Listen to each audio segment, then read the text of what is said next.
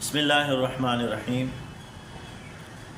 हाज़रीन मोहतरम, जब इंसान वज़ू करता है, जब कोई मुसलमान कोई नमाज़ पढ़ने के लिए, कुरान पाक पढ़ने के लिए, नेक अमल करने के लिए वज़ू करता है, तो अक्सर या कमो बेश ये सवाल सुनने को मिलता है कि दौरान वज़ू अगर वज़ू टूट जाए तो फिर क्या उस वज़ू को मुकम्मल कर लिया जाए या दोबारा से वज़ू किया जाए।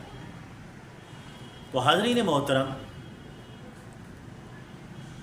आका अलैहिस्सलातु वस्सलाम का फरमान है और कुरान मजीद का हुक्म भी यही है कि जब तुमने नमाज के लिए खड़े होना है तो अपने हाथों को, अपने चेहरों को, अपने सर का मसा और टखनों को धो लिया करो, यानी वज़ू कर लिया करो।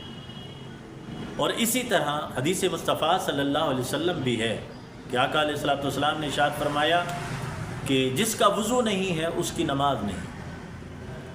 तो इससे पता ये चलता है कि जब दौरान वज़ू भी अगर वज़ू टूट जाता है तो फिर भी हमें दोबारा वज़ू करना पड़ेगा। उसी वज़ू के साथ या उसी को कंप्लीट करके हम नमाज अदा नहीं कर सकते। अगर हम वज़ू कर रहे हैं और आखिर में भी पहुंच गए हैं, पाँव धोने वाले हैं, तब भी अगर वज़ू टूट जाता है तो हमें दोबारा वज़ू करना होगा। अल्लाह रब्बुल इज़्ज़त की बारगाह में दुआ है, अल्लाह रब्बुल इज़्ज़त हमें अमल करने की तौफ़ीक़ अता फरमाए। अस्सलाम।